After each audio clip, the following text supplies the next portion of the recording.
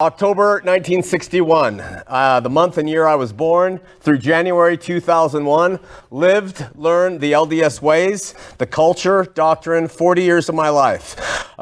Served the mission, went to the temple, elders quorum, high priest, stake high council, bishopric, early morning seminary teacher, 3 years. Essentially knew the doctrine pretty well, knew the practices pretty well, and knew something was off. And so that takes us to this first, that's the number one right there, excuse my writing. And this is the first segment that is leading to the big pause. We're getting to the point of the big pause. And that's my early life as an LDS member. Then on August 1997, and through January 2001, those are the dates up there, 4 years, Jesus enters my life through a roadside experience, saves me from myself, essentially. And remained LDS for another 4 years, examined the faith with a regenerated heart as a Mormon in the pews, but now with Jesus working on me by the Spirit and my flesh still being Mormon. Tried to reach my LDS family and friends while I was in that state, and on the inside to no avail. I asked to be excommunicated in 2001. So that's the excommunication year, and put me into a whole new area of life. January of 1998 to June of 2006, I was tutored and discipled by 3 main sets of Christian friends in Southern California. I entered into Calvary Chapel School of Ministry with full-time in 2005. And there, 2 years to learn the Bible. I went through the entire Bible, Genesis to Revelation, with Chuck Smith. And twice, in those 2 years, I went through the entire Bible. That's how heavy it was in studying the Bible and hearing especially about his views on eschatology. When I came out, I was a futurist, dyed in the wool, forget about it. I didn't question anymore. I didn't need to. I knew it was right because that's what the Bible said to me. And so I taught that and believed it to be true. After Calvary Chapel School of Ministry, that's how I saw the faith, through the Calvary Chapel way, and it's a good way. And there are better ways and there are worse ways, but it's a good way. And I'm always grateful for that Smith. I started off with this Smith, Joseph Smith, and went to Chuck Smith, and the Smiths were working on me, like Smiths working on me, pounding stuff in and out of me. Then we move to here, January of 98, 2006. Wait, this was 2001, right? Yeah, here's Calvary Chapel. Now having learned the Bible, we're over here now. I wrote a book called Born Again Mormon and started an online ministry. I was invited to do a show here in Salt Lake City with Greg Johnson. Greg Johnson calls himself a reverend, and Reverend Greg Johnson kind of shepherds many of the church leaders in the area. And he had me on a show that he was on, and my pitch was, if you're LDS, whatever, who cares, stay LDS, we would say, and just have you been born again?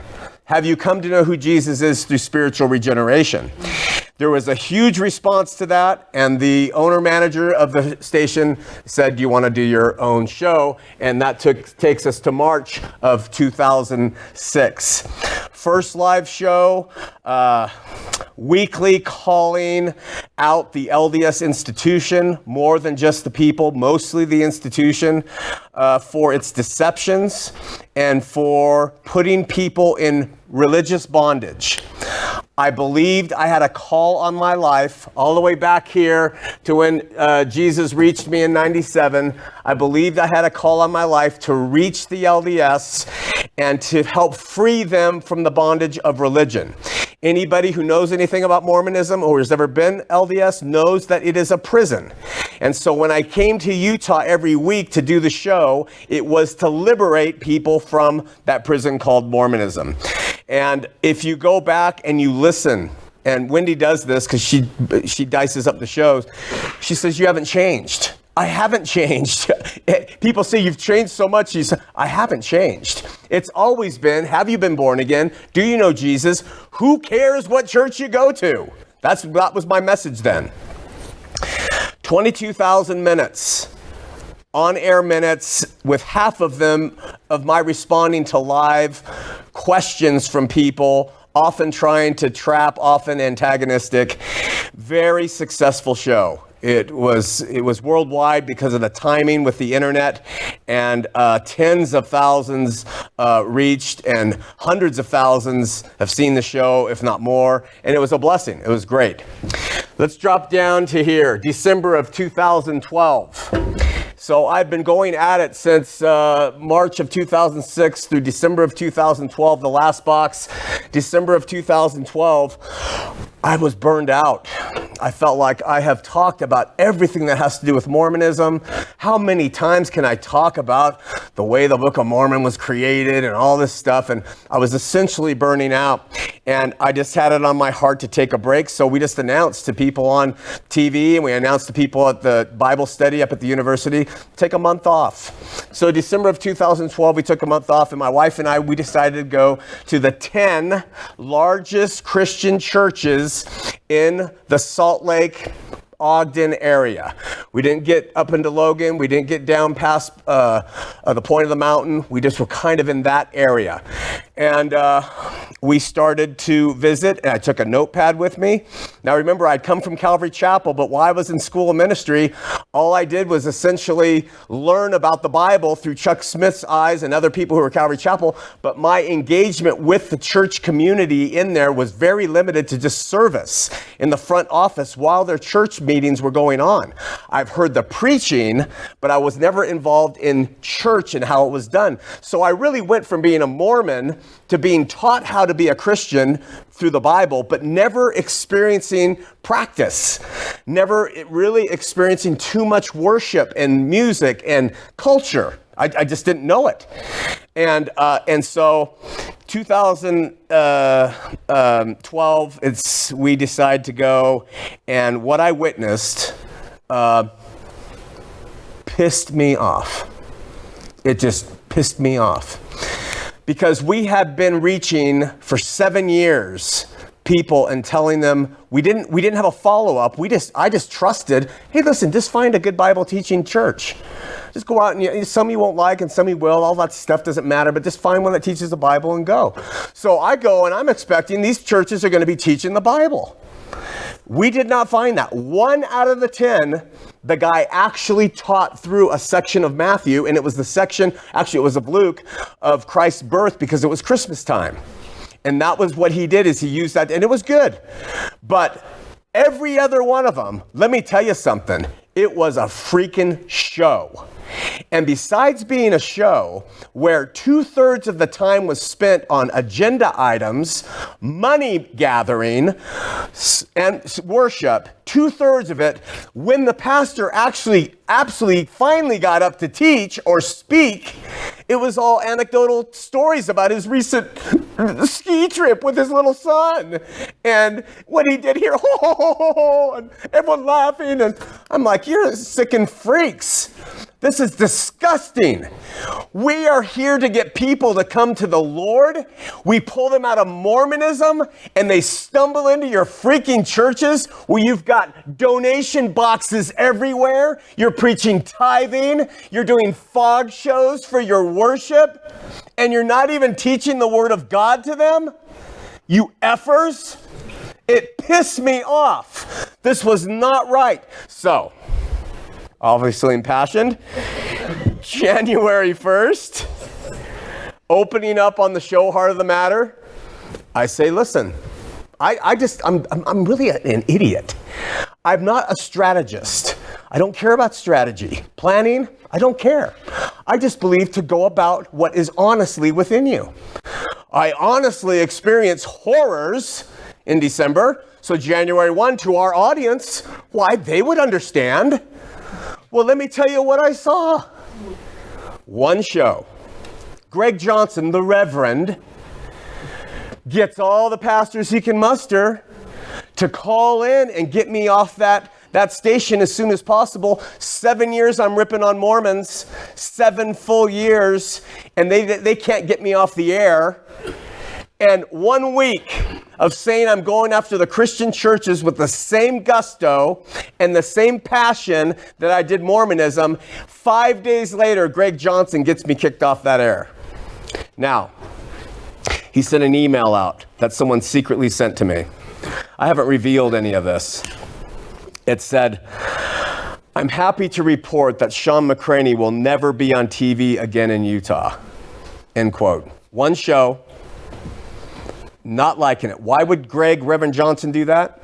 Well, a year earlier, he was really behind and got taken back to Washington, D.C. to be sitting on the council with President Romney, future president-elect. And Shawn McCraney said, no, that's not good. So Johnson hates McCraney, and he finally gets me off the air. It was political. So he was correct. I never got back on TV again in the state of Utah. In time, our ministry would be removed from all big name stations around the country. We were on several. And then from any radio, and not allowed to do anything really. And it was a time where I was like taken back.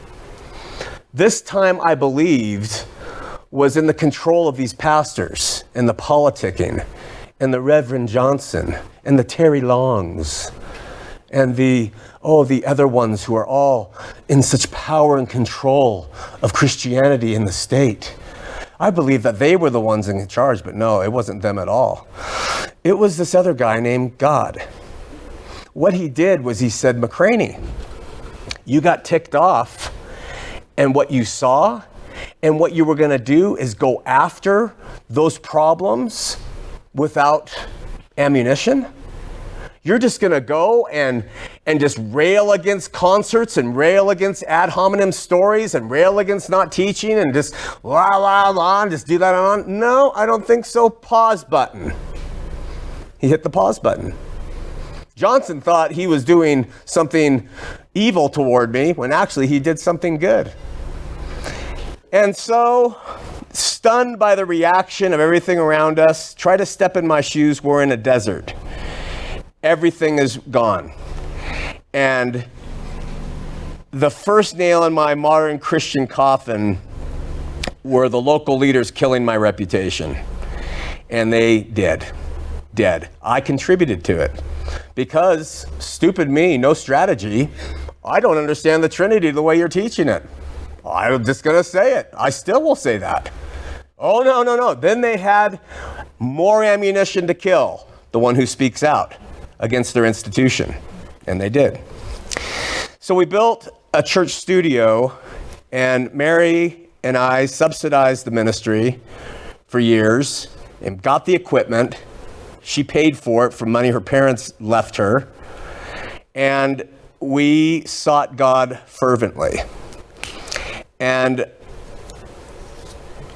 I get books all the time by people, and I rarely read them. I'm sorry, but I just don't. I don't have time or inclination. Someone from Canada sent me a book. I didn't know this person. They said, read it. It was called Christianity's Greatest Dilemma. It was on eschatology. And the opening paragraphs tell me that this author of this book is teaching completely different view than Chuck Smith had taught me, that I had gotten from Calvary Chapel, that I studied through the Bible twice to understand. And when I saw that, I said, there's no way this guy is wrong. There's no way. And it got me to read the book and challenge it. He was right. He was dead right. People don't want to hear it. People don't want the truth. They don't want something that's going to upset the apple cart, and they don't want the heat that comes down the pike when they take a stance. They don't, pastors especially. So they toe the party line because that's what keeps the thing moving. God says, you're on the pause button, buddy. Learn about why the churches are off. Learn about what is missing from the pulpit, from the elders' boards, from the whole thing, from perspectives you've never considered. Here's a book from a guy in Canada you don't even know. Read this one. Next one was called God's Greatest Secret. handed to me in a JB's. I'm like, no way. I read the premise. This is BS. What was it? It was about eternal punishment. No way. Let me tell you something. If I know one thing, that's for sure, hell's eternal. And people burn there. And let me tell you something. I know that. I've studied it. Yeah, really? Here's this thick book. Go through it. I go through it. I'm dead wrong. Dead wrong again. Oh, of course, online, the pastors get to say, McCraney teaches there's no hell. McCraney doesn't believe in the Trinity. McCraney teaches no second coming. Blah, blah, blah, blah. Why? Because it's convenient, the little cowards that they are. Well, it's now October 31st. For 4.84 years, for 1,764 days every day, for 42,336 hours till this night, I have been preparing for why they're wrong. Not just that they're wrong, but why they're wrong. I'll stand with any of them. Sit down, let them come and say their rhetoric. Let's open up the Bible. Let's just sit down and let's open it up. Now, you're going to have a choice here. You're going to follow along and you're going to just keep being fed the bull crap that pastors feed you so that you'll be part of the machine that they want to keep going in plain church. And you're going to go from one religious institution, Mormonism, into another one, thisism or thatism or Calvinism or Calvary Chapelism or Baptistism or whatever. Or you're going to come and understand that Jesus said God seeks those who want to seek him in spirit and in truth. And nothing comes between you and him. Nothing. Not tradition, not your pastor's opinion, not the view of others, not the fellowship with your family, not mommy and daddy's pleasure with you, not Greg frickin' Johnson. None of these cowards. They are cowards. I call them out now. I will name the churches by name. No problem. We're going to name them by name. We're going to tell you who the pastors are, and we're going to tell you what they teach. And we're going to tell you why they're wrong. And we're going to do it on air every week here on Heart of the Matter too. And you can decide to pull back and say, oh, no, too scary, too dangerous. Or you can say, I'm going to test what that idiot has to say. Just like you did when you were Mormon. Just like you did when you watched Heart of the Matter when we were on Mormonism, you said, oh, bravo, Shawn, go get those Mormons. Go get them. You know so much. You're so smart. Oh, my gosh, how do you know such things? And now I point it right back at you and you don't trust me because you're a coward. If you're going to be sold out for Christ, damn it, be sold out. And go after the truth and test all things and prove me and everyone else right or wrong. Tithing is a lie. It's a lie. Second coming, done. The Bible, the apostles, Jesus said it and proved it. If they preach to you he's coming back, they're lying to you. Now, I don't mean they're purposely lying to you, though they may be, but they conveniently use that fear to keep you in check. If they try to tell you they have authority, that they have some say in your religious spiritual life that you don't, they're lying. If they put you in bondage to their institution, they're liars, they're wolves, they feed themselves. The money-making machine of South Mountain? Give me a break. The show at K2? The end-time BS of Terry Long and Calvary Chapel? They say I'm dangerous, prove it. Jason Wallace, he has been after me for years going. Look, I love them all. I would call them my brother and I esteem them as better Christians than me. I am a sinner of sinners. But those guys, they need to be called out. And now they're being called out. Come and prove your stuff. Come and show me how we're wrong, Jason Wallace, as you besmirch my name behind my back. But you won't come up to me face to face. This state has been ruled by religion long enough, and you are a great contributor to it now. It's time for that to change. Well, there we go.